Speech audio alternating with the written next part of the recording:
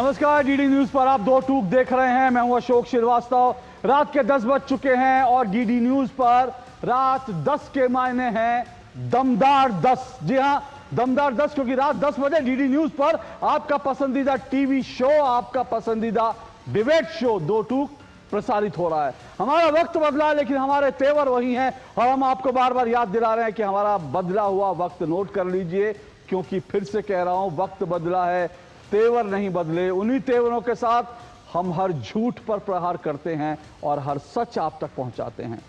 बिहार में दरअसल बिगुल बज गया है। जी हां, बिहार में बिगुल बज गया है और बिहार में जो है वो मैदान सज गया है। चुनाव की तैयारी वहां पूरी हो चुकी है। बिहार में अब जो है आज मतदान से पहले जो है एक बड़ा दिन था। और बड़ा दिन क्या था? बड़ा दिन यह था कि बिहार में आज के दिन, दरअसल आज शाम 5 बजे तक पहले चरण का जो मतदान था उसके लिए जिन लोगों को नामांकन भरने थे उसका समय आज बीत गया, पूरा हो गया। कल हमने आपको बताया था कि कुछ घंटे रह गए हैं, लेकिन महागठबंधन में सीट शेयरिंग का फॉर्मूला जो अब तक तय नहीं है, वो तस्वीर आज भी बनी हुई है। जी हां, आज भी वो तस्वीर बनी रही। हालांकि महागठबंधन की ओर से तमाम लोगों ने अपने उम्मीदवारी के पर्चे तो दाखिल कर दिए हैं, लेकिन सीट शेयरिंग का फॉर्मूला आज भी सामने नहीं आया है। दूसरी तरफ, जैसा मैंने कल बताया था, बीजेपी का और साथ साथ जेडीयू का, यूं कह सकते हैं कि एनडीए का धुआंधार प्रचार मैदान में चल रहा है। कल 5 मुख्यमंत्री थे जो वहां पर लगातार प्रचार कर रहे थे, बीजेपी के 5 मुख्यमंत्री, और आज गृह मंत्री अमित शाह की बारी थी। और गृह मंत्री अमित शाह ने आज विकास की बात तो करी, उन्होंने विकास का, डेवलपमेंट का जिक्र तो किया, लेकिन उनका बड़ा फोकस दरअसल बिहार के जंगल राज पर था। आज भी बीजेपी बिहार के जंगल राज की याद करा रही है। क्यों याद करा रही है? क्या बीजेपी के पास मुद्दों का अभाव है, या दरअसल जंगल राज बिहार में इतना बड़ा मुद्दा है जिसकी याद कराने से, जिसकी याद करते ही लोग जो हैं एक बार फिर से नीतीश कुमार की सरकार की तरफ देखने लगते हैं, एनडीए की सरकार की तरफ देखने लगते हैं? ये बड़ा सवाल है, क्योंकि अगर गृह मंत्री अमित शाह ने जंगल राज की याद दिलाई है तो इसका मतलब है कि ये मुद्दा आगे कुछ दिनों तक, या यूं कहें कि जब तक चुनाव प्रचार चलेगा, बिहार के चुनावों में यह मुद्दा छाया रहेगा। इसी को लेकर आज की चर्चा, आज की डिबेट को आगे बढ़ाएंगे। मेरा आज का शीर्षक, दो टूक का आज का शीर्षक आपके सामने है, याद दिलाया जंगल राज, मिलेगा फिर से ताज। क्या जंगल राज की याद ताजा कराने से क्या एक बार फिर से एनडीए सत्ता में आ पाएगी? 20 साल से एनडीए सत्ता में है, लेकिन आज भी वो 20 साल पहले के जंगल राज की याद करा रही है। तो याद दिलाया जंगल राज, मिलेगा फिर से ताज, इसी पर चर्चा करेंगे। इससे पहले आगे बढ़े, इस खबर को विस्तार से समझ लीजिए। खबरधार में आपको यह खबर पूरी विस्तार के साथ समझाता हूं कि इस खबर की धार क्या है, आपको ये समझाता हूं। उसके बाद आज की डिबेट को शुरू करेंगे। खबरदार देखिए कि दरअसल क्यों मैं कह रहा हूं कि जंगल राज की याद करा कर क्या बीजेपी जो है चुनाव जीतना चाहती है। पहले ये समझ लीजिए कि बिहार में आज पहले चरण के चुनावों के लिए नामांकन भरने का समय जो है वो खत्म हो गया। नामांकन भरने का समय पहले चरण के लिए शाम 5 बजे खत्म हो गया। महागठबंधन के उम्मीदवारों ने पर्चे दाखिल कर दिए हैं, पर सीट शेयरिंग का फॉर्मूला किसी को नहीं मालूम, ना किसी को घोषित किया गया। सीट शेयरिंग का फॉर्मूला क्या है आज भी किसी को नहीं पता। आधा दर्जन से ज्यादा सीटों पर महागठबंधन के उम्मीदवार एक दूसरे के खिलाफ खड़े हैं। आधा दर्जन से ज्यादा सीटों पर एक दूसरे के खिलाफ खड़े हैं महागठबंधन के उम्मीदवार। टिकट बंटवारे पर आज फिर कांग्रेस में गफलत का माहौल दिखा। कांग्रेस में गफलत का माहौल टिकट बंटवारे पर आज भी दिखा। पहले एयरपोर्ट पर मार पिटाई हुई थी, नारे लगे थे, और अब जो है गफलत का माहौल। कैसे गफलत का माहौल? राहुल गांधी की यात्रा में प्रधानमंत्री की दिवंगत मां को जिस मंच से, जिस नेता के बनाए मंच से गाली दी गई थी, वो अचानक से फिर से चर्चा में आ गया। क्यों चर्चा में आ गया ये भी जान लीजिए। दरअसल ये मंच कांग्रेस नेता नौशाद का था, जिसे जाले से टिकट देने की घोषणा कर दी गई। कांग्रेस में ऐलान हो गया कि जाले से नौशाद को टिकट मिलेगा, और जैसे ही ये ऐलान हुआ तो फिर सामने आ गया कि प्रधानमंत्री की मां को, दिवंगत मां को, आखिर इसी मंच से तो गाली दी गई थी। वो मंच नौशाद ने सजाया था, और नौशाद के ऊपर आरोप भी लगे कि जानबूझकर उन्होंने सुर्खियों में आने के लिए, राहुल गांधी का दिल जीतने के लिए, इस तरह से उन्होंने पूरा का पूरा घटनाक्रम रचा था, ऐसे आरोप लग रहे थे। पर बाद में कांग्रेस को लगा कि यह मामला बैकफायर कर जाएगा, क्योंकि जैसे ही यह खबर उड़ी और उसके बाद प्रधानमंत्री की दिवंगत मां को जो गाली दी गई थी, वो गाली कांड फिर से चर्चा में आया। कांग्रेस को लगा कि दरअसल ये बैकफायर कर जाएगा, तो नौशाद की टिकट काट दी गई। 4 बजे तक 3 बजे तक नौशाद की चर्चा थी, लोग फेसबुक पर उनको बधाई दे रहे थे, अचानक उनका टिकट काट दिया गया। इधर एनडीए ने ताबड़तोड़ प्रचार शुरू कर दिया है। मुख्यमंत्रियों के बाद गृह मंत्री अमित शाह भी प्रचार में कूद पड़े हैं, पूरी तरह से उन्होंने ताकत झोंक दी है।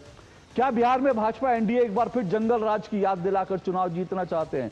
ये सवाल मेरा है, और ये क्यों है? इसलिए क्योंकि गृह मंत्री अमित शाह ने आज बिहार की सभा में एक बार फिर जंगल राज की याद दिलाई, बिहार के लोगों को जंगल राज की याद दिलाई, क्योंकि शहाबुद्दीन का बेटा जो है वो चुनाव मैदान में, उसका जिक्र करते हुए अमित शाह ने कहा कि बिहार की जनता किसी हालत में जंगल राज की वापसी नहीं चाहती। अमित शाह ने कहा बिल्कुल जंगल राज की वापसी नहीं चाहती। अमित शाह का आज जो भाषण था उसका हिस्सा है। उन्होंने कहा एनडीए और नीतीश कुमार की लड़ाई कल भी लालू के जंगल राज के खिलाफ थी, आज भी हम इस विचारधारा से लड़ रहे हैं, जंगल राज की विचारधारा। उन्होंने सीधा सीधा आरजेडी पर, कांग्रेस पर जंगल राज की विचारधारा की बात कही।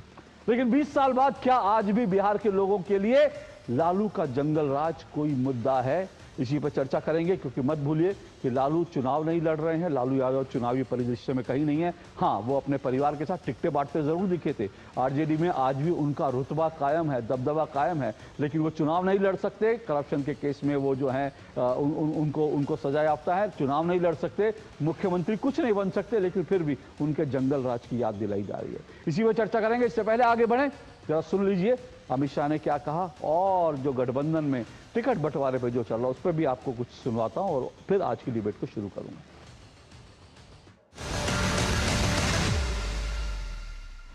शहाबुद्दीन जी अमर रहे, तस्लीमुद्दीन जी अमर रहे, शहाबुद्दीन जी अमर रहे, तस्लीमुद्दीन जी अमर रहे।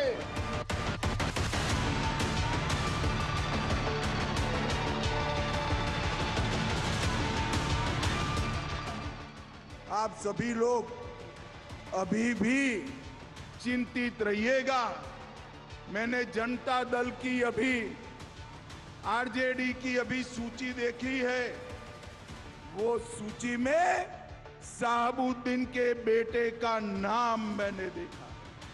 मुझे बताओ, अगर आरजेडी आज भी शहाबुद्दीन के बेटे को टिकट दे तो बिहार सुरक्षित रह सकता है क्या? जोर से बोलो, रह सकता है क्या? और अगर लालू के जंगल राज के खिलाफ लड़ने का संकल्प लेना हो,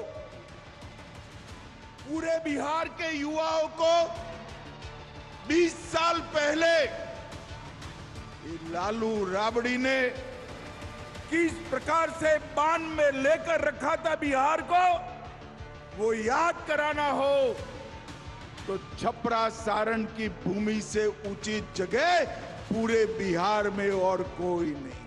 कांग्रेस और आरजेडी ने एक सगोपा छोड़ा है कि विकास नहीं बुर्का चाहिए। उनको विकास नहीं चाहिए, उनको तो बुर्का चाहिए, जिससे फर्जी वोट डाल करके यहाँ के गरीबों और दलितों के हकों पर वे डकैती फिर से डाल सके। बहनों और भाइयों, ये बिहार के चुनाव में ये विकास की बात नहीं कर रहे हैं। इनको विकास नहीं चाहिए, इनको बुर्का चाहिए। फर्जी वोट डलवाएंगे लेकिन चेहरा नहीं दिखवाएंगे। जिनको ग्रीन सिग्नल मिला है, जिनको कहा गया है, वो जाकर नामांकन कर रहे हैं महागठबंधन के प्रत्याशी के रूप में।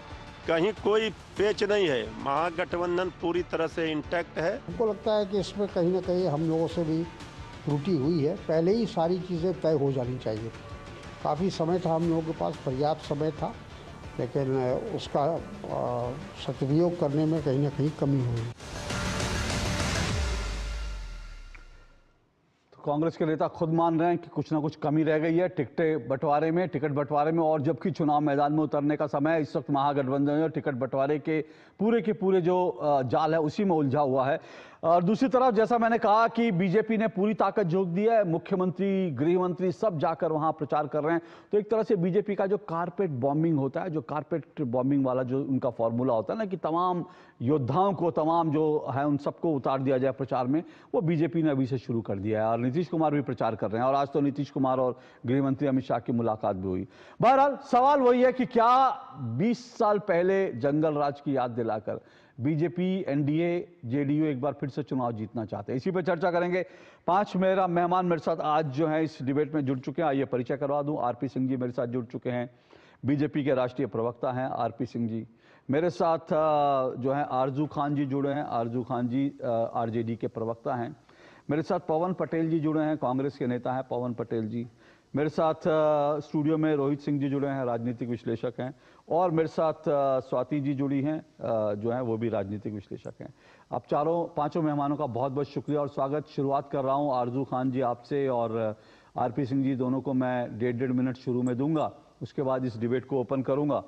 सबसे पहले आरपी सिंह जी आपसे मेरा सवाल, 20 साल से तो बीजेपी एनडीए की सरकार है वहां, आज भी आप लोग जंगल राज की याद दिला रहे हैं, जंगल राज की जो है याद दिलाकर ही चुनाव जीतने की कोशिश कर रहे हैं। क्या 20 साल की उपलब्धियां कम पड़ गई क्या? नहीं, उपलब्धियां गिनाने में तो ढेर सारी उपलब्धियां हैं। मैं उनमें से कुछ गिना भी देता हूं ताकि जानकारी मिले कि बिहार में 87 लाख किसानों को हर साल 6,000 रुपये मिलता है। 1 करोड़ 60 लाख घरों में जल से जीवन मिशन के तहत जल पहुंचाया गया। 3 करोड़ 52 लाख लोगों को आयुष्मान भारत का कवर मिला है। 5 लाख रुपए तक का कवर मिला है। 1.5 करोड़ शौचालय बनाए गए हैं। वहां पर लगभग 1 करोड़ 17 लाख बहनों को गैस का सिलेंडर मिला है। 40 लाख लोगों को पक्के घर मिले हैं। बेटियों को स्कूल जाने के लिए बाइसिकल मिली है। बहनों को 50% आरक्षण मिला है। पंचायत चुनाव के अंदर 30% आरक्षण मिला है। पुलिस की नौकरी के अंदर आज सबसे ज्यादा बहनें अगर देश भर में कहीं हैं पुलिस में तो बिहार के अंदर है। अभी हाल में कोई 1 करोड़ कुछ 2 लाख के लगभग बहनों को 10,000 रुपया मिला है उद्यमी बनने के लिए, उनको ताकि वे उद्यम कर सके, और आगे चलकर 2 करोड़ रुपया भी उनको मिलेगा। बिहार की जो बजट था वह लगभग 23,000 करोड़ रुपया होता था, आज 3,16,000 करोड़ रुपया है। बिहार का जो औसत आर्थिक विकास है वो 4.8% से बढ़कर 11.9% हो गया है। बिहार का जो पर कैपिटा इनकम था वो 8,000 रुपया होता था, आज 66,000 रुपया है। बिहार की जो बिजली की उपलब्धता है वो 22% थी, आज 100%। एक लंबी सूची है, आप बोले तो मैं बिल्कुल एक के बाद गिनाता जाऊंगा। वहाँ पर मृत्यु दर, वहाँ मातृ मृत्यु दर 312 होती थी, आज 100 है। शिशु मृत्यु दर 61 थी, आज 29 है। पलायन 11% था, 2% है। फिलहाल आपके 1.5 मिनट। एक मिनट, एक सेकंड और से। परंतु जंगल राज क्यों? अरे शाहबुद्दीन जिंदाबाद के नारे अभी सुने थे ना आपने भी कार्यक्रम में, तेजस्वी यादव जी के मंच से लग रहे थे शाहबुद्दीन जिंदाबाद। और शाहबुद्दीन जिंदाबाद के नारे लगा रहे हैं और उनके बेटे को आप टिकट दे रहे हैं। तो स्पष्ट है कि आपका मन क्या है, आपकी सोच क्या है, वो याद आनी चाहिए। और डॉक्टर एस.एन. नारिया बिहार की जनता को याद रहना चाहिए। वो अपने दामाद के लिए गाड़ी लेकर आया, वो गाड़ी मुख्यमंत्री निवास में पाई जाती है। ठीक है, मैं आऊंगा डिटेल पे आऊंगा। ठीक है, लेकिन आपने कहा आपके पास उपलब्धियां गिनाने के लिए भी हैं और साथ साथ आरजेडी का जंगल राज याद कराने की भी बात है, क्योंकि शाहबुद्दीन के बेटे को टिकट मिला। आरजू खान जी, आपका समय। सबसे बड़ी सवाल है कि शाहबुद्दीन के बेटे को जब से टिकट मिला है तब से, और टिकट नहीं, उसके पहले जो नारे लगा रहे थे शाहबुद्दीन, अब शाहबुद्दीन कौन था ये बिहार की जनता अच्छी तरह से वो भूली नहीं है। तो ऐसे में क्या जरूरत थी शाहबुद्दीन जिंदाबाद के नारे लगाने की, शाहबुद्दीन अमर रहे के नारे लगा? वो कोई स्वतंत्रता सेनानी थोड़ी था। तो इसलिए जो है बीजेपी को आप लोगों ने बैठे बैठे एक मुद्दा दे दिया फिर से। अशोक जी, एक एक करके मैं सारी चीजों का मैं जवाब देता हूं। इनके पास उपलब्धियां नहीं है, इसकी वजह से ये अतीत में जाते हैं। जो 20 साल पहले जो बच्चा पैदा हुआ आज रोजगार ढूंढता है। एक मिनट आरपी सिंह जी रुकिए प्लीज। नहीं, आरपी सिंह जी प्लीज रुकिए एक मिनट। ये क्या तरीका है? ये क्या तरीका है? आप हमसे बोलिए। मैंने शुरुआत की है, आप अभी तुरंत लगे काउंटर करने। देखिए, इनकी अगर उपलब्धि होती तो 20 साल पीछे अतीत में क्यों जाते? ये अतीत में जाएंगे, इनका गिरबान पकड़ के हम वर्तमान में लेके आएंगे और बिहार की आवाम की तरफ से हम पूछेंगे कि ये बताइए, नीति आयोग की रिपोर्ट कहती है कि प्रति व्यक्ति आय निवेश क्यों नहीं है? नीति आयोग की रिपोर्ट कहती है कि बिहार को स्पेशल स्टेटस, स्पेशल पैकेज मिलना चाहिए। जब तक आदरणीय नीतीश कुमार जी हमारे साथ थे उनका भी ये मांग था।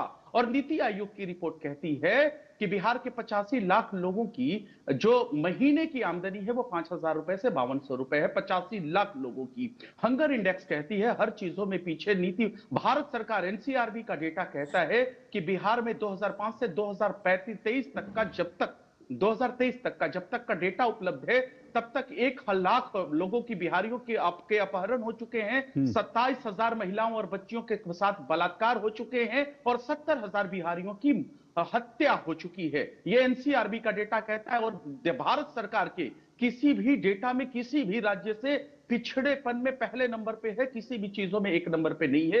ये भारत सरकार का डेटा कहता है। इसकी वजह से इनको 20 साल पीछे जाना पड़ता है। अपना राजनीतिक जो बदनुमा चेहरा है ना, उसको छुपाने के लिए इनको परसेप्शन गढ़ने पड़ते हैं और चुनावी गिद्ध की तरह उसका फायदा लेने के लिए, ध्रुवीकरण करने के लिए ये कहना पड़ता है। दूसरी बात शहाबुद्दीन, दूसरा जो आपने सवाल किया, शहाबुद्दीन साहब के बेटे, मैं कहता हूं हुलास पांडे कौन है, आनंद मोहन कौन है, चेतन आनंद उनका बेटा कौन है, अनंत सिंह जी कौन है, इनको क्यों दे रही है टिकट? उनके बच्चों को, उनकी बीवियों को जनता दल यूनाइटेड और भारतीय जनता पार्टी क्यों टिकट दे रही है? क्या वो किसी चर्च के पादरी हैं, किसी मस्जिद के इमाम हैं, या किसी मंदिर के वो महंत हैं? जरा सा इस पे भी हमको तो जरूर मतलब ये माना जाए। और तीसरा बड़ी ईमानदारी से कहूंगा, और सवाल कौन उठा रहा है? वो आदमी जो हमारे देश के गृह मंत्री हैं, लेकिन अगर बैक में चले जाए तो वो इस देश के ताड़ीपार थे। और दूसरे तरफ कौन आओ? योगी आदित्यनाथ जी, जो इस देश के लोकतांत्रिक गद्दी पे बैठते हैं और बैठते बैठते 13 आरजू खान जी, आपको यहाँ थोड़ा सा करेक्ट कर दूं, खत्म करते सुनिए ना आरजू खान जी, आरजू खान जी 1 मिनट। आरजू खान जी, गृह मंत्री तड़ीपार थे, वो अदालत में साबित हो चुका है कि वो पूरा का पूरा केस फैब्रिकेटेड था। उनको कांग्रेस सरकार ने जानबूझकर जो है फंसाने के लिए, उनको, नरेंद्र मोदी को, ये सब अदालत में साबित हो चुका है। लेकिन आपके नेता अदालत से बरी नहीं हुए हैं, अभी अदालतों के चक्कर काट रहे हैं। तो मुझे लगता है कि गृह मंत्री पर सवाल उठाने से पहले थोड़ा सा आईना जरूर देखना चाहिए कि आरजेडी के नेता कहां खड़े हैं, बाकी कहां खड़े हैं। लेकिन मेरा सवाल यह कि मतलब इसी तरह से बराबर करे कि उन्होंने दिए इसलिए हम भी शहाबुद्दीन को टिकट देंगे, शहाबुद्दीन के बेटे को टिकट देंगे। पर जिनके आपने नाम लिए ना सर, सुनिए ना, जिनके आपने नाम लिए, उनका जो इतिहास है, उनका जो काला चिट्ठा है, अगर मैं पढ़ना शुरू करूंगा शहाबुद्दीन के बारे में तो मुझे लगता है 1 घंटा कम पड़ जाएगा शहाबुद्दीन के बारे में अगर मैं पढ़ना शुरू करूंगा। और आप गर्व कर रहे हैं और आप कह रहे हैं, बराबरी कर रहे हैं कि उन्होंने भी करा तो हम भी देंगे। अशोक जी, मैं आपकी बात को, आपकी अभिव्यक्ति की आजादी को मैं नहीं रोक रहा हूं। मैं कहता हूं एकदम शौक से पढ़िए, लेकिन आनंद मोहन के भी बारे में पढ़िए। चेतन आनंद उनके बेटे हैं, तो उनका क्या कसूर है इसके बारे में भी बता दीजिए। उनकी अनंत सिंह के बारे में भी बताइए, उनके बच्चों के बारे में बताइए, उनकी बीवी नीलिमा देवी के भी बारे में बताइए, हुलास पांडे के बारे में भी बताइए। इन सब चीजों पे भी चर्चा करिए, मैं ये कह रहा हूं, तब एक सार्थक पहल हो जाएगी। Okay, RP Singh ji respond कीजिए। भाई, आप जेडीयू और आप लोगों की तरफ से भी वो कई नाम ले रहे हैं, वो लोग भी, उनके ऊपर भी कई तरह के आरोप हैं। अशोक जी, सर, फरोती, गुंडागर्दी, मुख्यमंत्री निवास में सेटलमेंट्स होना, ये तो ऑन रिकॉर्ड है, ये तो खबरें भी हैं और ऑन रिकॉर्ड भी चीजें हैं जहां लोगों ने कहा कि हमको सेटलमेंट के लिए मुख्यमंत्री निवास बुलाया गया कि किससे भाई इसको कुछ दे दो, अच्छा कुछ ले देकर कर लो, सेटलमेंट कर लो। ये तो ऐसा होता रहा है, इसमें कोई शक नहीं है और ये पब्लिक डोमेन में जानकारी है। परंतु उसके अलावा जो चारा घोटाला हुआ वो जंगल राज का हिस्सा था, जो जिसमें अभियुक्त है, जिसमें सजा काटी है। फिर इसी प्रकार जो अभी मामला आया IRCTC का, किस प्रकार से 94 करोड़ की जमीन को 63 लाख में ले ली गई और किस प्रकार से सारा मामला हुआ, किस प्रकार से लोगों को नौकरी के एवज में उनकी जमीनें हड़पी गई, ये सबके ध्यान में है। और उसके चलते हुए बता दीजिए, फ्रेंड्स कॉलोनी में कम से कम एक मकान 150-200 करोड़ का आता है, वो कहाँ से 150-200 करोड़ रुपए की प्रॉपर्टी संपत्ति यहाँ पे ले ली गई और किस प्रकार से पैसा रीरूट किया गया, सबकी जानकारी में है। सब में क्या है कि jungle raj is not only confined to, जिस प्रकार से माफिया का काम होता था वो तो एक पार्ट है, तो जिस प्रकार से जंगल राज की आड़ के अंदर लोगों को डरा धमकाकर जिस प्रकार से पैसा कमाया गया, जिस प्रकार से भ्रष्टाचार किया गया, वह दूसरा पार्ट।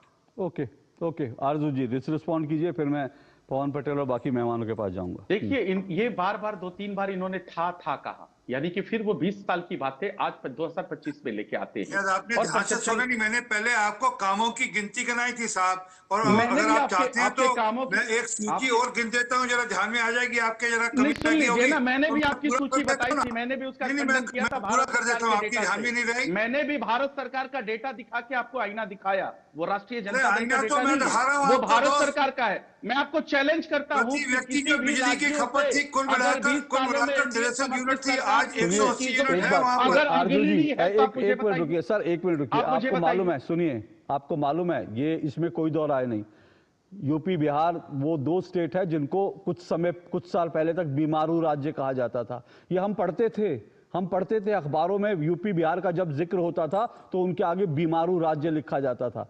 क्या आज बीमारू राज्य नहीं लिखा जाता, ना यूपी के लिए ना बिहार के लिए। और दूसरी बात मैं जरूर यहां पे कहूंगा, बिहार में जो प्रति व्यक्ति आय है वो पिछले कुछ सालों में देखेंगे ना, भारत में वो ठीक है आज भी राष्ट्रीय आय से कम है, क्योंकि जो व्यक्ति इतने नीचे है उसको आप कितनी ऊपर लाएंगे वक्त लगेगा।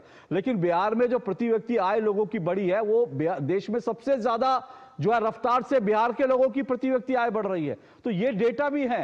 मतलब मैं ये कह रहा हूं कि डेटा आप उनके पास गिनाने के लिए, आपके पास उसका खंडन करने के लिए। मैं आपकी बातों का खंडन नहीं कर रहा हूं, मैं आपकी बातों का डिनाय नहीं कर रहा हूं, लेकिन एक सवाल बहुत बड़ा है कि क्या 20 साल लगते हैं कोई चीज करने के लिए? और अभी भी आप देश में जितने भी राज्य हैं उन सब चीजों में किसी भी डेटा में आप पिछड़ेपन में नंबर 1 है, और उसके बाद भी आप मांगते हैं आज कि भी 5 साल ग्रोथ आप रेट हमको कितना दीजिए। है बिहार का, ये बता ग्रोथ दीजिए। रेट बता के 11.9 है, जो कि भागिएगा? बाकी राज्यों से कई गुना आगे है आज देश के सरदार अंदर। जी, सरदार जी कहां भागिएगा भाई साहब। ग्रोथ रेट बता के? आप बताइए ना, आप ग्रोथ रेट बताते हैं, मैं कहता हूं ओके आप किस दोनों चीजों रुकिए, में मैं आप बाकी नंबर एक मेहमानों पे के हैं? पास जा रहा हूं, ये चर्चा आगे भी बढ़ेगी। सवाल जो है, मैं स्वाति जी आपसे जानना चाहता हूं, क्योंकि आप तो बिहार की ही हैं, ठीक है?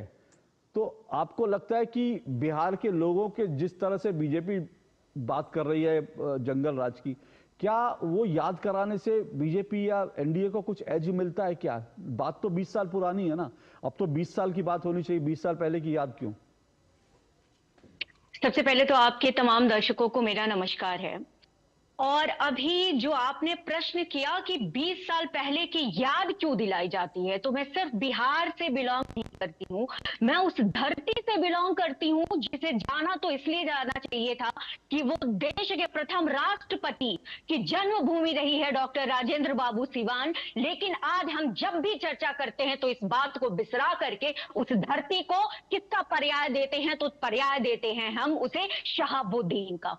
और शहाबुद्दीन की तुलना किसी और बाहुबली से नहीं हो सकती है, जिसने प्रतापपुर कांड, जिसने प्रत्यक्षदर्शी जो रहे हैं, जिन्होंने भोगा है उस काल को, तुलना नहीं हो सकती है। हालांकि किसी भी बाहुबली को टिकट देने के खिलाफ मैं हूं, लेकिन यहां अगर तुलनात्मक की बातें, क्योंकि बार बार और लोगों की बातें हो रही है, वो तुलना नहीं की जा सकती है। क्यों नहीं तुलना की जा सकती है जंगल राज की? और क्यों बार बार जंगल राज की याद इसलिए दिलाई जाती है क्योंकि जब आपके नेता की बेटी की शादी में आपके बारातियों को खुश करने के लिए पूरा का पूरा शोरूम लूट लिया जाता है, जब तत्कालीन जो हमारी चीफ मिनिस्टर रहती है राबड़ी यादव, उनके भाई सुभाष यादव का स्टेटमेंट वो लास्ट ईयर ये देते हैं मीडिया को बताते हुए कि ये हमारे पूरे जंगल राज में पूरे जो लालू राबड़ी का एरा रहा है, उसमें जो अपहरण को माफिया की संज्ञा दी गई है बिहार में, उसका पूरा मैनेजमेंट होता था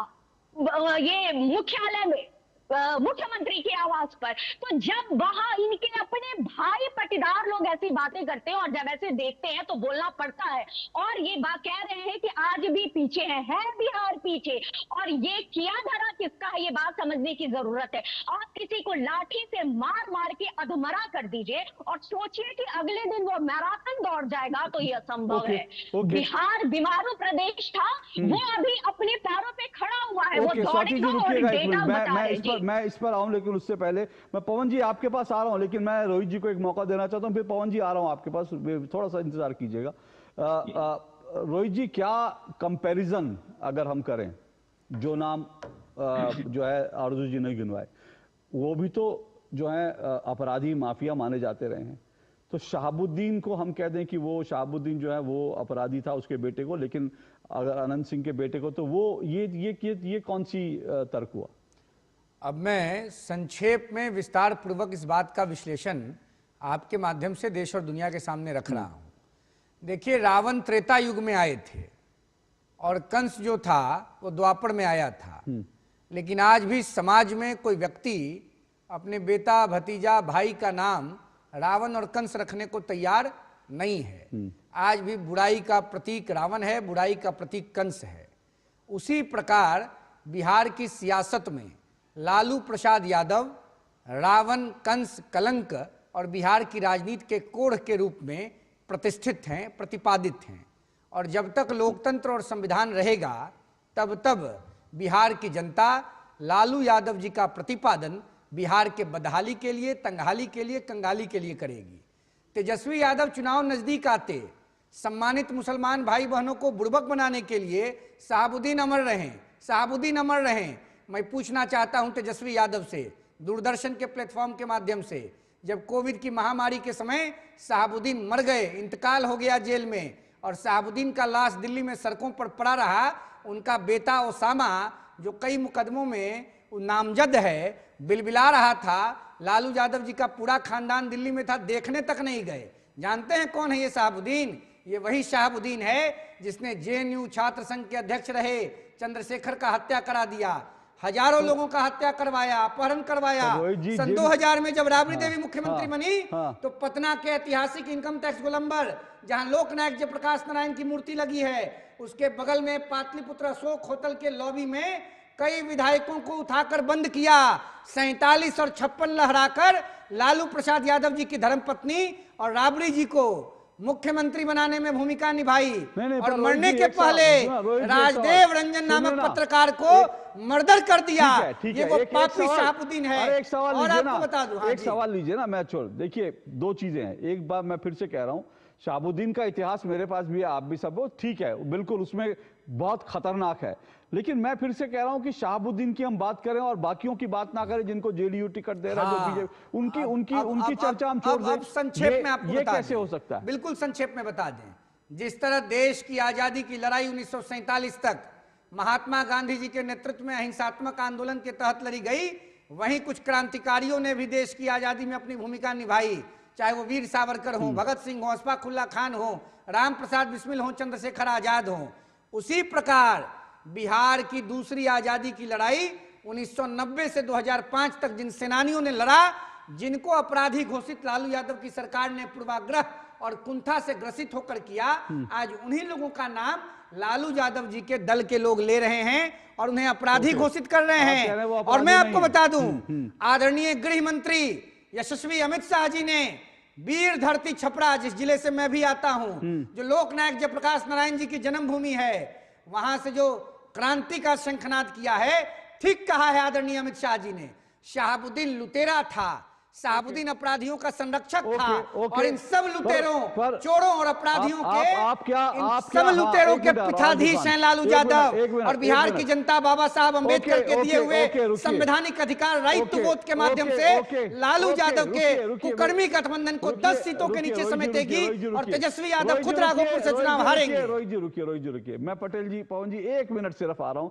आरजू जी का, फिर आरपी सिंह जी आपके पास भी आऊंगा। आरजू जी एक बार रिस्पॉन्ड कर दे, फिर मैं पवन जी के पास और आरपी सिंह जी। आरजू जी बोलिए। देखिए, आज तो पहले एक विश्लेषक के तौर पे जो मोहतरमा बोल रही थी, आज मैंने देश का चौथा लोकतंत्र के खंभे को दरकते हुए देखा है। आपने तमाम एलिगेंस लगा दिए, तमाम आपने लगाए, जितने भी हो सकता था लगाए, लेकिन कभी ये नहीं कहा कि आखिर में उससे इतनी दुश्मनी क्यों है। दुश्मनी इसलिए कि वो दलित वंचित समाज से आते थे, उन्होंने बराबर का अधिकार दे दिया, उन्होंने लोगों को बराबर का अधिकार दिया। और आज 2025 में भी अगर इस प्रदेश का मुख्यमंत्री, जो पूर्व मुख्यमंत्री जीतन राम मांझी जी थे, वो मंदिर में जाते हैं तो मंदिर को धोना पड़ता है। अगर इस देश का राष्ट्रपति कहीं जाना चाहता है मंदिर में तो उसको जाने से मनाही हो जाती है, जो रामनाथ कोविंद थे। और ये बड़ी बड़ी बातें करते हैं, घोड़ी पे चढ़ने पे मार देने वाले, आरजू जी, अरे कुएं से पानी नहीं पीने देने वाले। नहीं, आरजू जी सुनिए ना, आरजू जी सुनिए ना, मैं अपराधियों पे बात कर रहा हूँ, आपने दलित कार्ड निकाल लिया। नहीं, ये दलित कार्ड आपने निकाल लिया। मैं अपराधीकरण पे बात, मैंने उनसे भी कहा कि आपने उनके अपराधी, आप ऐसा नहीं, सुनिए तो सही ना, एक बात सुनिए ना, ऐसा नहीं हो सकता ना, सुनिए तो सही। आप भाई, आप अपनी पार्टी के, लालू जी के, आप करिए, वो उसमें कोई, उसका आपको अधिकार है, लेकिन अपराधियों की बात करने पर आप दलित कार्ड निकाल लेंगे तो ये लगता है कि मुद्दे से भागने की कोशिश कर रहे हैं। अशोक जी, मैं भाग नहीं रहा हूं, अब मैं अपराधियों पे आ रहा हूं। अब देखिए, इनका अपराधी जो है कैसे सगा संबंधी हो जाता है। ये अनंत सिंह अभी कुछ महीने पहले 200 राउंड गोलियां चलती हैं, 200 राउंड गोलियां। अरे सुनिए यार, सुनिए ना, हमको मालूम है 20 सालों से ना बैसाखी के सहारे पे हैं और आज तक लालू यादव की ये देन है कि आप लोग बिहार की धरती पे पनप नहीं पाए। यही लालू यादव जी की देन है। लालू यादव जी को कांग्रेस पार्टी ने सजा याफ्ता घोषित करा दिया, लालू यादव की देन है। लालू यादव ने गरीबों का, वंचितों का, पिछड़ों का, दलितों का, अति पिछड़ों का जमीन कब्जा कर लिया, लालू यादव का देन है। लालू यादव ने रेल मंत्री रहते गरीबों को नौकरी दिया और नौकरी के बदले में जमीन ले लिया, लालू यादव का देन है। लालू यादव ने अब्दुल बारी सिद्दीकी को बिहार विधान परिषद में नेता विपक्ष नहीं बनाया, बिहार विधान परिषद में राजनीतिक नेता विपक्ष और बिहार विधानसभा में नेता विपक्ष तेजस्वी यादव। मुझे पवन पटेल के पास एक मिनट रुकिए प्लीज, रुकिए एक मिनट रुकिए, सबकी आवाज बंद कीजिए, सिर्फ पवन पटेल एक मिनट, सबकी आवाज रोकिए प्लीज, सबकी आवाज रोकिए। देखिए चुनाव का वक्त है, गर्मा गर्मी होगी, गहमा गहमी होगी, हर एक के अपने पास तर्क है, हर एक के पास अपनी अपनी बातें कहने के लिए, लेकिन मुझे लगता है एक दूसरे को सुनकर हम कहेंगे तो थोड़ा ज्यादा अच्छा रहेगा ताकि जनता भी समझ सके तमाम मुद्दों को। पवन पटेल जी, मैं आपके पास आ रहा हूं। पवन पटेल जी, क्या आपको लगता है जंगल राज बिहार में एक मुद्दा है? क्योंकि मैं अगर गलत नहीं हूं तो कांग्रेस पार्टी के भी कई लोगों को यह बात चुभी थी जब अचानक से शहाबुद्दीन के अमर रहे के नारे, तस्लीमुद्दीन अमर रहे के नारे लगे थे।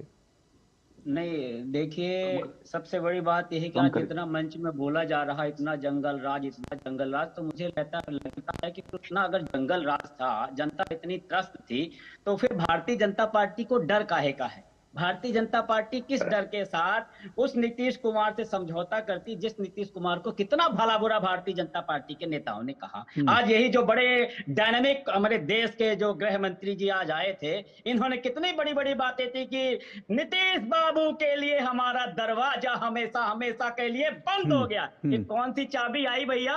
कौन सी सत्ता का लालच आया भैया? कौन से समझौते आए कि आज फिर से वो ताले की चाबी खुल गई, फिर से समझौते करने पड़ा? अगर इतना जंगल राज था तो लड़ते ना। भारतीय जनता पार्टी के पास आज भी अपने काम बताने लायक नहीं है। मैं कहता, मैं अमित शाह जी का स्वागत करता अगर अमित शाह जी आज वहां जाकर के बोलते, वो वाला फार्मूला दे देते कि जिस फार्मूले से जय शाह की कंपनी कई करोड़ों की कंपनी बन जाती इतने कम समय में, वो वाला फार्मूला दे देते बिहार के युवाओं को, मैं स्वागत करता। ये इनके पास देखिए कोई मुद्दे नहीं है, ये पूरे लोगों को लगा देंगे। योगी जी आए हैं, बोल रहे हैं कि बुरके के अंदर जाली वोट देंगे। अभी तो राहुल गांधी ने भंडाफोड़ कर दिया कि फर्जी वोट डलवाने में तो महारत भारतीय जनता पार्टी को ठेका लिया हुआ है। पूरे अच्छी तरह से विद एविडेंस के साथ कर दिया। आरपी सिंह जी से अभी मेरी 2-3 बार डिबेट हुई, बार बार बोलते हैं नारा लगाओ, नारा लगाओ। अरे नारा लगाना है तो जो लेटेस्ट नारा है वो नारा लगाइए ना, वोट चोर गद्दी छोड़, वोट चोर गद्दी छोड़। अरे पवन जी, वोट चोर गद्दी छोड़ का नारा तो सुनिए ना पवन जी एक बात सुनिए ना, वोट सुनिए तो सही, सुनिए भाई, सुनिए तो थोड़ा सुनने का भी धैर्य रखिए। मैं कह रहा हूं वोट चोर गद्दी छोड़ का नारा तो आज आरजेडी नहीं लगा रही वहां। मैं बिहार घूमकर आया हूं, आरजेडी के कार्यकर्ता भाग रहे हैं। सुनिए, अरे सुनिए तो सही। तेजस्वी यादव ने जो यात्रा निकाली तो उन्होंने कहा पढ़ाई दवाई कमाई, ये हमारे मुद्दे हैं बिहार के। वो तो पहले आरजेडी को समझा दीजिए वोट चोर गद्दी छोड़। और राहुल गांधी, सवाल ये है, राहुल गांधी जो है अब तक बिहार पहुंचे नहीं है। उसके बाद आज वो कहां घूम रहे थे? उत्तर प्रदेश में घूम रहे थे। आज वो कहां घूम रहे थे? असम में घूम रहे थे। मतलब बिहार जाने में उनको काहे डर लग रहा है? इतना बढ़िया उन्होंने इतना आंधी लाग दी और इतना लोगों को प्रभावित कर दिया, तो बिहार जाने में अभी काहे डर लग रहा है उनको? जाते काहे नहीं है बिहार? अरे हम तो कह रहे बिहार का कैलकुलेशन निकाल लीजिए कि बिहार की धरती में कौन सा नेता कितने दिन था। अरे सर फिर वही बात, अरे भाई जब चुनाव का आप चुनाव से पहले जाएंगे और खूब माहौल बनाएंगे, चुनाव के समय भाग जाएंगे। बिल्कुल गलत बात है। देखिए मैं पूरे आधे घंटे 35 मिनट 40 मिनट धैर्य पूर्वक सुना, अब मेरा 1 मिनट भी नहीं हुआ। अरे आपको 3 मिनट बोलने दिया मैंने, आप बोलिए। सुनिए, अरे सुनिए, मेरी बात को सुनिए, ये विक्टिम कार्ड मत लेकर आया करिए, ये विक्टिम कार्ड लेकर मत आया करिए। निवेदन है अशोक जी, आपसे विनम्रता पूर्वक निवेदन है। नहीं, मैं आपको समय दूंगा। ज्ञान है जो सुनिए, मेरी बात सुनिए, आपको समय दूंगा, लेकिन विक्टिम कार्ड जेब में मत लेकर आया करिए मेरी डिबेट में, ठीक है ना? कि मेरे को समय नहीं दिया, सबको सुना। मैंने आपको 2.5-3 मिनट तक रोका नहीं। मैंने आपसे एक सवाल पूछा जो मेरा अधिकार है। मैंने कहा आरजेडी खुद वोट चोरी का, मैं बात कर रहा हूं जंगल राज की। आज आपके राहुल गांधी के बिहार में जाके वोट चोरी का नारा लगा रहे हैं, लगाए तो मैं उस पर डिबेट करूंगा ना, उस पर भी डिबेट करूंगा। तो मैं आज जिस मुद्दे पर डिबेट, आप लोगों से टिकट अब से नहीं बटे, आप लोग टिकट बदल रहे हैं, मारपीट हो रही है पार्टी में, उसको छोड़कर आप वोट चोरी की बात कर रहे हैं आज। बोलिए। आप मुद्दा तो डिबेट का टॉपिक ही चेंज हो गया है। मुद्दे तो चेंज होते ही रहेंगे ना, मुद्दे तो जैसा हालात आएंगे वैसे ही होंगे ना। अमित शाह के पास कुछ काम था तो अपने काम बताते ना। क्यों डर गई भाजपा? क्यों आचार संहिता लगने के पहले 10,000 रुपए डालने की जरूरत पड़ी? पहले नहीं डाला था? पहले युवाओं की याद नहीं आई थी? आज क्या बिहार की जनता नहीं देख रही होगी? वो आज भी उनके सामने मंजूर होगा। 50,000 करोड़ करूं कि 60,000 करोड़ करूं? 60,000 करोड़ करूं कि 70,000 करूं? क्या बढ़िया नौटंकी चल रही थी? वो पैकेज कहाँ है? वो पैसा कहां से आएगा? ये पीएम केयर फंड से आएगा या वो चुनावी इलेक्ट्रॉन बॉन्ड से आएगा? ये जो भारतीय जनता पार्टी की जो चालाकी होती है, ये ज्वलंत मुद्दों से जो ध्यान भटकाने का काम करते हैं। अभी नीति आयोग का ये था कि बिहार में 2 करोड़ 90 लाख लोग बिहार से पलायन कर रहे हैं। अभी श्रम आयोग की रिपोर्ट थी, नीति आयोग की रिपोर्ट में कहा गया कि स्वास्थ्य के मामले में बिहार सबसे पीछे है। बिहार सबसे पीछे है। नीति आयोग की रिपोर्ट है। Okay, RP Singh ji respond कीजिए। आरपी सिंह जी रिस्पॉन्ड कीजिए, आप लोगों के पास हो रही है। Okay, RP Singh ji respond कीजिए। क्या फिर से वही बात आ रही है कि चुनाव के समय आप लोग कभी घुसपैठियों की बात करते हैं, चुनाव के समय कभी आप लोग जो है जंगल राज की बात करते हैं? ये बात जो है ये इसको कैसे आप जस्टिफाई करेंगे? पहली बात तो पवन जी 68 लाख वोट कटे हैं। आपके पार्टी ने किसी एक वोट पर भी कोई एक फॉर्म नंबर 6 या 7 भरा कोई वहां पे जाकर? वैसे तो वोट चोरी चोरी का गाना गाते हैं, और एक भी जाकर एक भी ऑब्जेक्शन नहीं रेज किया उन्होंने। एक ऑब्जेक्शन किया गया है, एक ऑब्जेक्शन किया गया, वो मेरी जानकारी में है। और किस पार्टी ने किया पता नहीं, पर एक ऑब्जेक्शन किया है 6.5 लाख से ज्यादा वोट कटने के बाद। कांग्रेस पार्टी ने तो नहीं किया ना जी, और मेरा चैलेंज स्वीकार कर लीजिए। परंतु क्योंकि इनको तो बता ना झपली बजानी है, क्योंकि इनको पता चुनाव हारना है, इसलिए अब तक इनकी सीटों का फैसला भी नहीं हुआ अभी तक। मैंने पवन जी अच्छी बात है, अशोक जी अच्छी बात है, इनको बोलने दूंगा अगली बार जाएंगे तो आप सुन लीजिए, बोल नहीं पाएंगे। आपने बोला भाई उनको सुन लीजिए, बोलिए। जो अगली बात है, बोलना है, मैं चुपचाप सुन रहा हूँ, बोलिए, आप नाराज मत होइए। नाराज नहीं, ये तरीका अच्छा नहीं रखो कि आपके पास तथ्य नहीं है, पहले बोल रहे तो हो जाता है। चलिए ओके आ जाइए, ओके आप पवन जी रुक जाइए पवन जी। हाँ बोलिए आरपी सिंह जी बोलिए। जरा इनसे पूछिए कि सीटों का मामला सेटल हो गया? आज आखिरी दिन था नॉमिनेशन भरने का, नॉमिनेशन भरा गया है, दोनों पार्टीज ने नॉमिनेशन भर लिए। एक ही सीट से कई सारी सीटें ऐसी हैं यहाँ पर दोनों पार्टियों के नॉमिनेशन भर लिए गए हैं। और मुझे नहीं ध्यान में आता कि तेजस्वी यादव और राहुल गांधी में कोई बातचीत आपस में हो रही है, या बातचीत हुई होगी, वो फोन पे हो रही तो हो रही हो, परंतु कोई आमने सामने बैठकर कोई सीटों का बंटवारा कैसे होगा, क्या नहीं होगा। जो पार्टी आपस में एक गठबंधन ठीक नहीं कर पा रही, जरा पूछिए ना वो वीआईपी पार्टी से कहा क्या हाल है, वो उनको कितनी सीटें मिल रही है नहीं मिल रही है। जरा पूछिए ना कि एयरपोर्ट के ऊपर कपड़े किसके फटे थे, किसके कुर्ते फटे थे एयरपोर्ट के ऊपर, किस पार्टी के कुर्ते फटे थे, क्यों फटे थे कुर्ते वहां पर।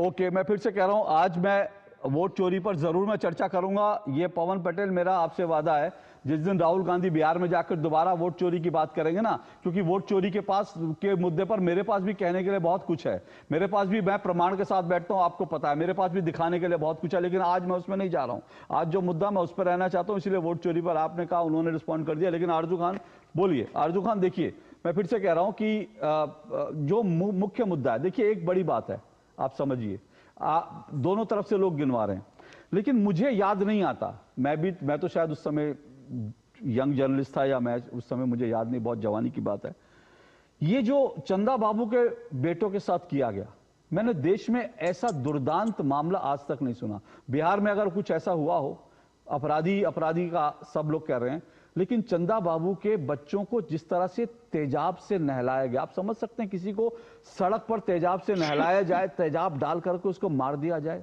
और उसके बाद एक उनका बेटा, 3 बेटे थे चंदा बाबू के, तीसरा बेटा जो उसका गवाह था, जिसके सामने हुआ, वो गवाही देने के लिए आया, उसको भी बुरी तरह से मार दिया गया। क्या चंदा बाबू के दर्द का आकलन कर सकते हैं आप लोग? उनको क्या पीड़ा हो रही होगी जब शहाबुद्दीन के बेटे को आज आप लोगों ने टिकट दिया? मैं ये पूछता हूं कि अगर कोई अपराधी है तो उसके बेटे का क्या उसमें दोष है? क्या आनंद सिंह, जो उनका बेटा चेतन आनंद है, अगर आनंद सिंह का बेटा चेतन आनंद नहीं है, आनंद मोहन में बोल रहा हूं, आनंद मोहन, ठीक है ओके हो गया, सुन लीजिए आप। ओके आनंद मोहन का बेटा, अगर आनंद मोहन को कानून में संशोधन करके जेल से निकलवाया गया सरकार बनाने के लिए, तो क्या ये मैं पूछ सकता हूं कि चेतन आनंद की उसमें क्या गलती है?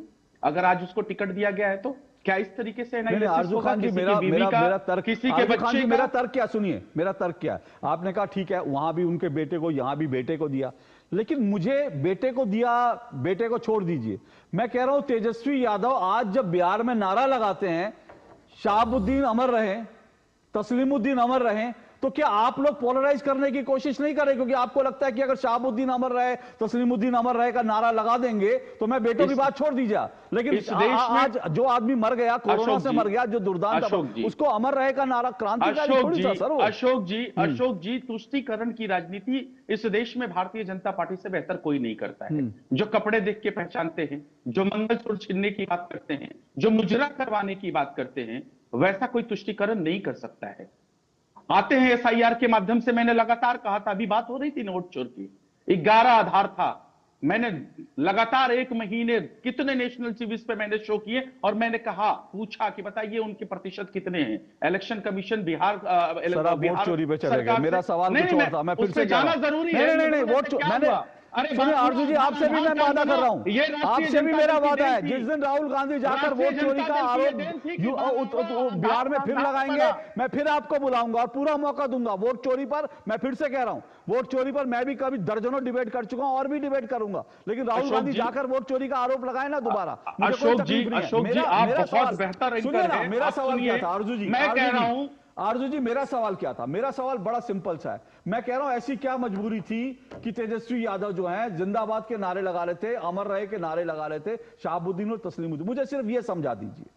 क्यों सावरकर साहब को वीर सावरकर कहा जा सकता है? गोलवरकर की बहुत बेहतर कहा जा सकता है।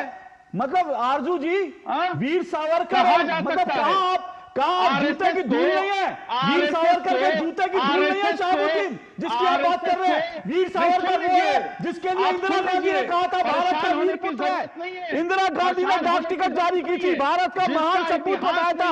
आप वीर सावरकर की तुलना शहाबुद्दीन से कर रहे हैं, शर्म आनी चाहिए आपको, शर्म आनी चाहिए। यही इसीलिए मैं कह रहा हूं, मैंने इसीलिए कहा आज भी बीजेपी इसीलिए जंगल राज की बात करती है, क्योंकि इनके लिए क्रांतिकारी वीर सावरकर जिसने 27 साल जेल में बिताए और शहाबुद्दीन, इनके लिए शहाबुद्दीन और वीर सावरकर एक है, इसीलिए आज बीजेपी कहती है कि जंगल राज आएगा। आरजू खान आपने बता दिया, आपने एक्चुअल में साबित कर दिया कि बीजेपी जो कह रही है आप लोग उसी सोच से आते हैं। आप वीर सावरकर की तुलना शहाबुद्दीन जैसे क्रिमिनल, आतंकवादी, बलात्कारी, हत्यारे से कर रहे हैं, उस हत्यारे से शहाबुद्दीन की तुलना कर रहे हैं, शहाबुद्दीन की तुलना वीर सावरकर से। शर्म आनी चाहिए, शर्म आनी चाहिए, शर्म आनी चाहिए।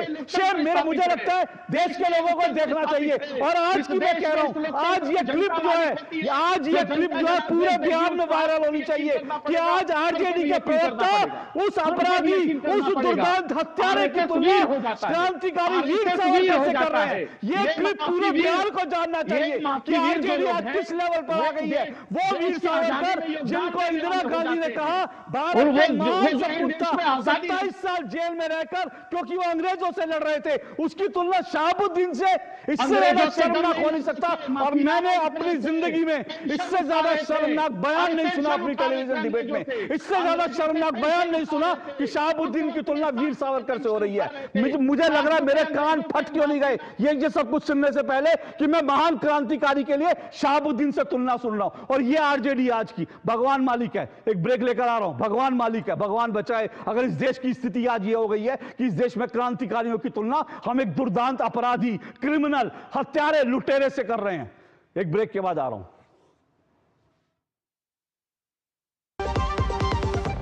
कभी नाच गाना और बेहतरीन खाना, कभी सास बहू की नोक-झोंक में स्वाद का मुस्कुराना, कभी रिश्तों में मुस्कुराहट और स्वाद भरना।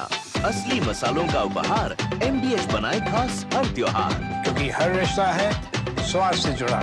आइए मनाए खुशियों की दीपावली MDH मसालों वाली। जब भी नुकसान होते तो ये नहीं कहते कि गई भैंस पानी में। तो क्या कहते मम्मी? कहते हैं अच्छा क्या मोटर इंश्योरेंस लिया, अच्छा किए हेल्थ इंश्योरेंस लिए, अच्छा किए जो फसल का इंश्योरेंस लिए। भैंस तो पानी में जाएगी पर आपकी जमा पूंजी नहीं। अच्छा किया इंश्योरेंस लिया। मेरी पसंद, मेरी पसंद, मेरी पसंद, मेरी पसंद, हमारी पसंद, हम सबकी पसंद। मजबूत देश का मजबूत सरिया हो गया स्टील। व्यक्तिगत जानकारी के लिए ऑनलाइन अनुरोधों से रहें सावधान। कुछ भी जानकारी देने से पहले जरूर सोचें। कोई भी वैधानिक कंपनी फोन या इंटरनेट पर आपसे निजी जानकारी कभी भी नहीं मांगती। इसलिए ऐसे कॉल या ईमेल आने पर अपनी जानकारी देने से पहले समझदारी दिखाएं और सावधानी बरतें।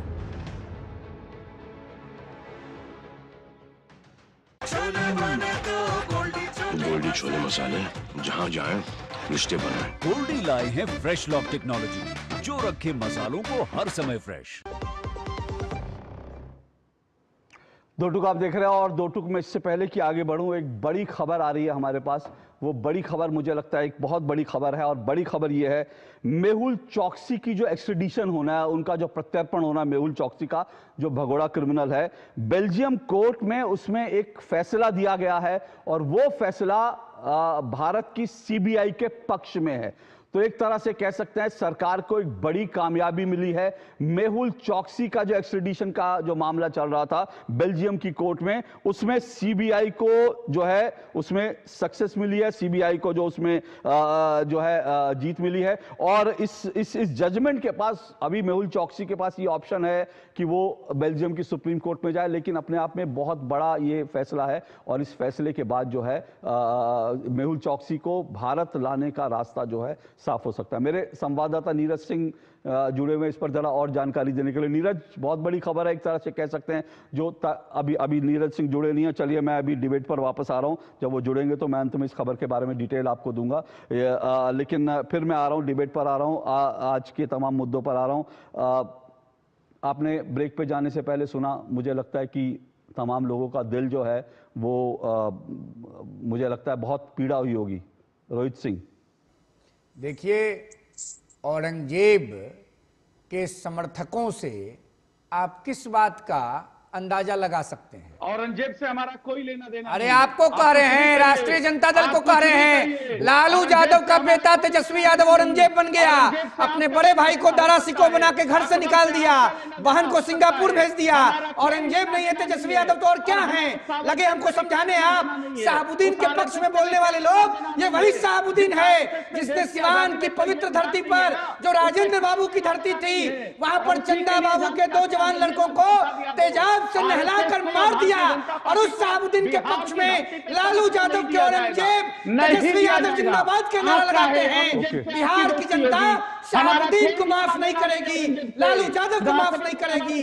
कन्विक्टेड लालू यादव का 4 सीटें तेजस्वी यादव पिता बिहार के मुख्यमंत्री के पद पर बैठने का सपना न सोचे। पिछले 20 साल में 20 सेकंड के लिए लालू यादव जी के खानदान का कोई व्यक्ति मुख्यमंत्री के पद पर आसीन नहीं हुआ। मैं अभिनंदन करता हूं देश के गृह मंत्री मुझे एक ब्रेकिंग, मुझे उस ब्रेकिंग न्यूज पर नीरज मेरे संवाददाता जुड़ गए हैं, लेकिन मैं इस ब्रेक के बाद जैसे ही ये ब्रेकिंग न्यूज सुना दूं, मैं आरजू जी आपके पास आऊंगा। अगर आप अपने बयान को करेक्ट करना चाहें, क्योंकि आपने एक बहुत आपत्तिजनक बयान दिया था, अगर आप उसको करेक्ट करना चाहें और अगर आप उसके लिए शर्मिंदा होकर माफी मांगना चाहें, तो मैं सहर्ष आपके पास आऊंगा कि अगर आप की वीर सावरकर की तुलना जो है शहाबुद्दीन से करने पर। लेकिन मैं इससे पहले जो बड़ी खबर है, नीरज सिंह मेरे संवाददाता जुड़ गए। सीबीआई को एक बड़ी जीत मिली है जो है वो जो है बेल्जियम की कोर्ट में। नीरज, क्या इससे इस आज के फैसले में क्या इसका क्रक्स है और कोर्ट ने क्या कहा, कैसे सीबीआई को इसमें जीत मिली है? देखिए, सीबीआई की एक बड़ी सफलता है और आप देखें कि एंटवर्प जो बेल्जियम की जेल में बंद थे मेहुल चौकसी, और वहीं की अदालत में सीबीआई ने अपील भी करी और तमाम जो तथ्य हैं मेहुल चौकसी के खिलाफ वो सीबीआई ने सामने रखे सिलसिलेवार तरीके से और बताया कि किस तरीके से भारत के अंदर आर्थिक अपराधी है ये मेहुल चौकसी और बैंक का 6,400 करोड़ का जो रकम है वो लेकर भागा है। इसके खिलाफ अदालत में मामला चल रहा है। इसके खिलाफ तमाम जो सबूत हैं वो अदालत में मौजूद हैं। उन तमाम तथ्यों को वहाँ की जो बेल्जियम की अदालत है, सीबीआई ने सिलसिलेवार तरीके से रखा और बेल्जियम की जो अदालत है उसने स्वीकार किया कि मेहुल चौकसी के खिलाफ जो सीबीआई ने तथ्य दिए हैं वो काफी महत्वपूर्ण है और इसमें मेहुल चौकसी की जो भूमिका है वो सीधी सीधी दिखाई देती है। यही कारण है कि मेहुल चौकसी की जो अपील थी वो एक तरीके से नीरज क्या भारत लाया जा सकता है? अब रास्ता साफ हो गया कि अभी कानूनी जो है और विकल्प बचे हैं मेहुल चौकसी के पास? देखिए, अभी एक कानूनी विकल्प बचा है सर्वोच्च न्यायालय का। 15 दिन के अंदर सर्वोच्च न्यायालय में जो बेल्जियम का सर्वोच्च न्यायालय है वहां पर मेहुल चौकसी को अपील करनी होगी और अगर बेल्जियम का सर्वोच्च न्यायालय भी मेहुल चौकसी की अपील से संतुष्ट नहीं होगा तो निश्चित तौर पर रास्ता साफ होगा। और आप देखें कि जिस तरीके से खुद गृह मंत्रालय लगातार इस दिशा में काम करता रहा है, अमित शाह का साफ कहना है कि जो आर्थिक भगोड़े हैं यहाँ से अपराध करके भागे हैं, एक कम्युनिकेशन के तहत काम होना चाहिए। हमारी जो सीबीआई है, इसके अलावा जो दूसरी एजेंसी है, आप देखें भारत पोर्टल के बाद बड़ी संख्या में इसी साल की अगर हम अशोक की बात करें तो बड़ी संख्या में जो आर्थिक भगोड़े हैं उनका प्रत्यर्पण करके भारत लाया गया है। तो ये एक बड़ी सफलता है। 15 दिन का टाइम मेहुल चौकसी के पास है, लेकिन जिस तरीके से अदालत ने टिप्पणी करी है और इससे पहले भी जब 2 अप्रैल 2025 में ये एडवर्ड जेल में बंद थे उस समय भी जमानत के लिए तमाम अपीलें मेहुल चौकसी ने लगाई थी, लेकिन अदालत ने उन अपीलों को अस्वीकार कर दिया। इसका मतलब साफ है कि अदालत सीबीआई के तथ्यों को स्वीकार कर रहा है और ये मान रहा है कि मेहुल चौकसी आर्थिक भगोड़ा है और उसके खिलाफ तमाम तरह के जो तथ्य और सबूत हैं। बहुत बहुत शुक्रिया नीरज सिंह। बड़ी खबर है, मेहुल चौकसी को वापस लाने का रास्ता जो है वो साफ हो सकता है। तो जल्दी चलिए आज की इस बड़ी खबर एक बार फिर, जैसा हमने बताया कि 15 दिन है अभी उनके पास, मेहुल चौकसी जो है सुप्रीम कोर्ट जा सकता है। लेकिन इस वक्त की बड़ी खबर है, मेहुल चौकसी को भारत लाने के जो पक्ष में फैसला सुनाया गया है मेहुल चौकसी प्रत्यर्पण केस में, ये बड़ी सफलता है भारत सरकार की, सीबीआई की बहुत बड़ी सफलता है। बेल्जियम कोर्ट ने सीबीआई मामले में मेहुल चौकसी पर यह फैसला दिया है और इस फैसले का मतलब यह है कि सीधे सीधे मेहुल चौकसी के पास अब विकल्प नहीं बचे हैं ज्यादा, सिर्फ उनके पास विकल्प है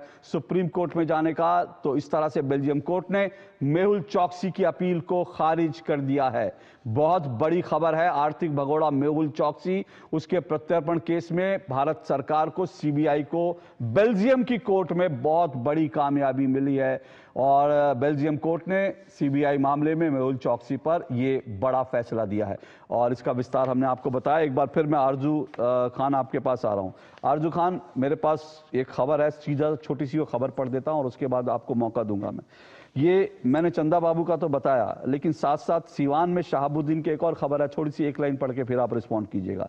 ये शहाबुद्दीन वो है, सीवान में शहाबुद्दीन के पैतृक घर पर जब छापे मारे गए थे तो अवैध आधुनिक हथियार ही नहीं, सेना के नाइट विजन डिवाइस और पाकिस्तानी फैक्ट्रियों में बने हथियार मिले थे। पाकिस्तानी फैक्ट्रियों में बने हथियार मिले थे और आपने आज शहाबुद्दीन को वीर सावरकर के बराबर ला दिया। क्या आप माफी मांगना चाहेंगे मेरे शो में? जी, मैं रिस्पॉन्ड करना चाहूंगा और रिस्पॉन्ड ये करना चाहूंगा, वो आरएसएस जिसने देश के तिरंगा को मनहूस कहा, वो आरएसएस जिसने देश के तिरंगा को अपने कार्यालय में नहीं फहराया, वो वीर हो सकता है। घटना की चर्चा कर रहे हैं, सीवान के प्रतापपुर कलेक्टर थे संजय रतन, के घर पे छापा पड़ा था। एक मिनट, सब रुकिए। मुझे लगता है एक मिनट रुकिए सब। मतलब सर, शहाबुद्दीन एक अपराधी को बचाने के लिए आप कहां भागेंगे? मैं किसी को बचा नहीं, कहां भाग रहे हैं? अरे आपने पहले वीर सावरकर, फिर आरएसएस, थोड़ी देर बाद अमेरिका चले जाएंगे, डोनाल्ड ट्रंप। देश के लिए कोई योगदान नहीं है, मतलब आप जिसका देश के लिए कोई योगदान नहीं है वो वीर हो सकता है। नहीं, आप उसको बचाने के लिए कितना कुतर देंगे सर? वीर हो सकता है, कितने कुतर देंगे उसको बचाने के लिए शहाबुद्दीन के? एक आदमी जो पाकिस्तान से हथियार लाकर भारत में क्राइम करता था, मतलब वो पाकिस्तान हो सकता है ISI का पिट्ठू हो? स्वाति तिवारी बोलिए। राहुल गांधी ने बोली थी, कोर्ट ने कैसी फटकार लगाई? सर, मैं तो सिर्फ एक बात कह रहा हूं, मैं चाहता था कि इस डिबेट को यहां विराम दिया जाए और आरजू जी कह दे कि भाई मेरे मुंह से निकल गया, लेकिन वो उस पर नहीं, वो अड़े हुए हैं कि वो और दूसरे तर्क दे रहे हैं। एक बार स्वाति तिवारी रिस्पॉन्ड कीजिए। समंदर को सिमटकर दरिया नहीं होने देंगे, लपेटेंगे गमछा, लगाएंगे क्रीम, खुद को करिया नहीं होने देंगे। तो ये कितना भी राजद और गठबंधन वाले खुद को लपेट करके गमछा और स्नो पाउडर लगा करके खुद के चरित्र को साफ करने की कोशिश करे। आज आपके शो में बिहार की जनता और पूरे भारत की जनता ने देख लिया, और ओसामा कोई दूध के धुले हुए नहीं है। आज एफिडेविट में 5 FIR उन्होंने खुद भरा है एफिडेविट में कि 5 FIR है, जिसमें राशिद खान जो निर्दलीय उम्मीदवार थे विधायकी के लिए, उन पे AK-47 से गोली तक चलाने का इनके ऊपर FIR है। जयपुर राजस्थान तक में ओसामा के ऊपर अपराध है। तो कैसे हम मान ले कि अब जो ये आपराधिक विरासत है अपने पिता की, उसको आगे नहीं बढ़ा रहे हैं। पवन पटेल रिस्पॉन्ड करना चाहते हैं। 1 मिनट रुकिए पवन पटेल, 1 मिनट रुकिए पवन पटेल। इतनी भ्रष्टाचार की बात हो रही, इतनी बात कुशासन की हो रही, तो हम कहते जो सरकार चल रही है उनकी डिग्री, सम्राट चौधरी की डिग्री देख लीजिए, या गुरु के जैसे उनकी डिग्री किस चीज के 7वीं पास हो जाते हैं, कभी 8वीं पास हो जाते हैं। इनके यहाँ गर्भाशय घोटाला हो जाता है, करोड़ों रुपए का गर्भाशय, पुरुष के गर्भाशय निकाल दिए जाते हैं। हॉस्पिटल घोटाला हो जाता है, एम्बुलेंस चोरी का हो जाता है। तो इस टाइप के घोटालों में तो इनको बड़ी लंबी फहरिस्त है भारतीय जनता पार्टी और नीतीश कुमार की जो सरकार चल रही है। तो घोटाले में ये अलग बात है कि वॉशिंग मशीन इनके पास है, घोटालों की एक बार किसी कोर्ट में जाकर कोई मुकदमा तो दर्ज किया होगा। मुझे 10 सेकंड प्लीज, बोलिए। ऐसा है सुन लीजिए। ओके ना, एक एक करके मौका दे रहा हूँ, रुकिए, मेरे पास बहुत कम समय, एक एक करके मौका दे रहा हूँ। रोहित सिंह रिस्पॉन्ड करिए। ऐसा है, क्या इस देश में कोई अपने बेटा का नाम रावण और कंस रखेगा? आज शहाबुद्दीन ने अपने बेटा का नाम ओसामा बिन लादेन के ऊपर रखा। अब समझ लीजिए शहाबुद्दीन की मानसिकता क्या है। Tejashwi Yadav Osama bin Laden की मानसिकता के संरक्षक शहाबुद्दीन का जिंदाबाद लगा रहे हैं। जानते हैं काहे? कन्विक्टेड लालू यादव का चार्जशीटेड राजकुमार हैं तेजस्वी यादव। अब बिहार की जनता कन्विक्टेड लालू यादव के चार्जशीटेड तेजस्वी यादव को स्वीकार नहीं करेगी। बिहार में जंगल राज नहीं आएगा, गुंडा राज नहीं आएगा। लालू जी राबड़ी जी के मुख्यमंत्री रहते, सीएम हाउस में किडनैपिंग इंडस्ट्री चलता था, डिलीवरी और रिकवरी होता था। गृह मंत्री जी ने ठीक कहा है, बिहार की जनता प्रधानमंत्री ओके आरजू खान बोलिए। ओके रोहित जी रुकिए, रोहित जी 30, आरजू खान 30 सेकंड। देखिए मैं फिर से कह रहा हूं, ये जो है शहाबुद्दीन का मामला मुझे लगता है पूरे चुनाव में गूंजेगा, और मुझे लगता है कि आप लोगों ने बैठे बैठाए जो है एक कुल्हाड़ी पर पैर दे खींच के वर्तमान में लेके आएंगे, खींच के वर्तमान में लेकर आएंगे और बात करेंगे शिक्षा के ऊपर। अरे रुकिए सर, आरजू खान, अरे RP Singh ji, 1 minute, RP Singh ji मैं मौका दूंगा आपको, आरपी सिंह जी मौका दूंगा, उनको बोलने दीजिए। आरपी सिंह जी प्लीज उनको कहने दीजिए, 30 सेकंड है मेरे पास, ज्यादा नहीं है। आरजू खान 30 सेकंड बोलने, फिर मैं आपको रिस्पॉन्ड करूं। आरजू खान बोलिए। अशोक जी बड़ी इज्जत के साथ कह रहा हूं कि मैं इनका गिरबान खींच के वर्तमान में लेके आऊंगा अतीत से, और मैं कहूंगा कि 43,000 करोड़ का बिहार का बजट है, जो आप शिक्षा के ऊपर लाते हैं, और इस देश में जितने भी राज्य हैं सबसे ज्यादा अगर हाई स्कूल तक जाते जाते बच्चा ड्रॉप आउट करता है तो वो बिहार है। ये 20 साल के शासन सत्ता में है। Okay RP Singh ji respond कीजिए। अगर है okay RP Singh ji respond कीजिए। आरपी सिंह जी रिस्पॉन्ड कीजिए। ये सही में खींचकर वर्तमान में ले आए, हम तो नहीं लेकर आए थे। ये शहाबुद्दीन को वर्तमान में ले आए, उसके बेटे जिसके खिलाफ 5 मुकदमे हैं उसको वर्तमान में ले आए ये लोग, क्योंकि इनको तो वही चाहिए ना, जंगल राज। ये मुसलमानों का वोट के लिए, उनको खुश करने के लिए ये इस प्रकार के जो गैंगस्टर्स हैं उनके बच्चों को, या उनके बच्चे जो उसी रास्ते पे चल रहे हैं उनको टिकटें दे रहे हैं ये लोग। ओके चलिए, समय इतना ही है, लेकिन मैं एक ही बात कह रहा हूं, देखिए ये जंगल राज का मुद्दा जो है बिहार से चुनाव से जाएगा नहीं, पूरे चुनाव में गूंजेगा। आज तो इस बात का ऐलान हो गया, और जिस तरह से शहाबुद्दीन का बचाव किया जा रहा है, शहाबुद्दीन का जिस तरह से बचाव किया जा रहा है, ये डिफेंस में जिस तरह से आरजेडी खड़ी हो गई है, मुझे लगता है ये और बड़ा मुद्दा आने वाले दिनों में जरूर बनेगा, क्योंकि बिहार में मुझे याद नहीं कि जितना दुर्दांत अपराधी शहाबुद्दीन था उसकी तुलना में कोई भी अपराधी हो सकता है। बहरहाल आज के लिए इतना ही, आपसे फिर मुलाकात होगी, फिलहाल इजाजत दीजिए, नमस्कार।